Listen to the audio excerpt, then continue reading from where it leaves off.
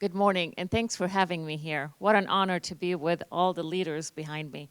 Um, what I would like to talk about this morning is that how do we take risk, and why do we take risk, and how much do we learn from taking a risk?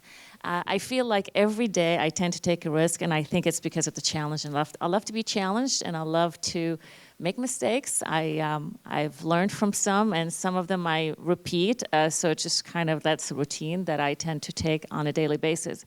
In 2008. The crash kind of we felt, and in architecture business, we are like the AKG. If the interest rates are high, we go down.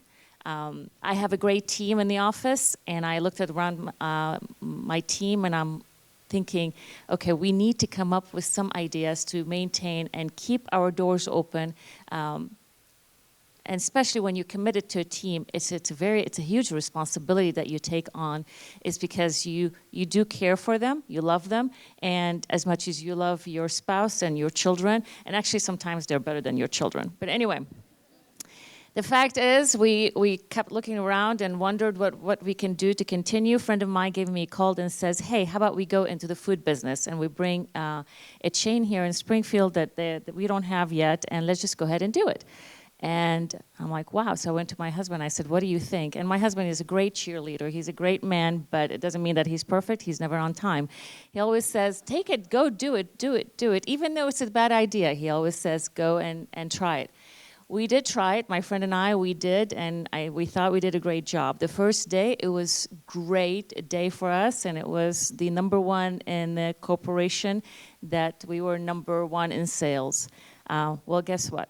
The best day, again, was the last day that we turned it over to the corporation. We said, we're not in the food business. And learned a lot from it, and I decided my buddy Sam Hamra should maintain the food business, stay in the food business, not Rita Baron. 2 weeks later, same friend, she calls me and she says, hey, how about we start and we build a hotel? I'm like, are you crazy? Why do we want to do that? We're still paying what we just lost. But we didn't give up. We did build a hotel. It has been very successful. Learned so much from it. And then by doing that, getting into the real estate and developing real estate, that, again, there's so much risk in that. But it's so much joy because you learn so much, and you learn from the team you're surrounded with, that's when I found myself, this is where my passion is. And I remember very clearly that when I went into the food business and I told my good friend Sam, and I said, I am going into the food business because I just need to follow your footstep. And then he looked at me and he said, but don't forget what you're really good at. And he was right. And knowing that from the architecture to real estate development, that's the passion. You find your passion, you take that risk, and I have to tell you, we had our ups and downs, but it's you learn from others, you tend to find a mentor, and you listen to that mentor, and hopefully that you become a mentor. I am not from here. I am from Lebanon originally, not the 40 miles away from here. It's miles and miles away from here. Moved to California, and of course I am here in Springfield. Springfield right now is my home. I have to tell you, I used to say I am self-made. Well, no, that's wrong. I'm not a self-made. I think the reason how I got here is because every one of you helped me to get here.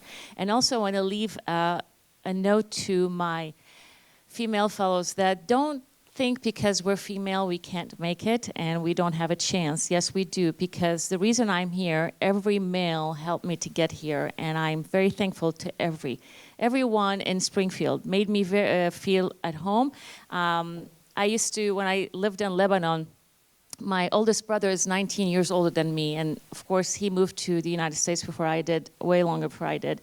And when he used to come and visit to Lebanon, and my passion is like, I want to be in California, Hollywood, whatever it is. And then I used to say to him, tell me about United States. And then he would say, Rita, there are 3 people you need to know: the President of the United States, Frank Sinatra, and John Wayne.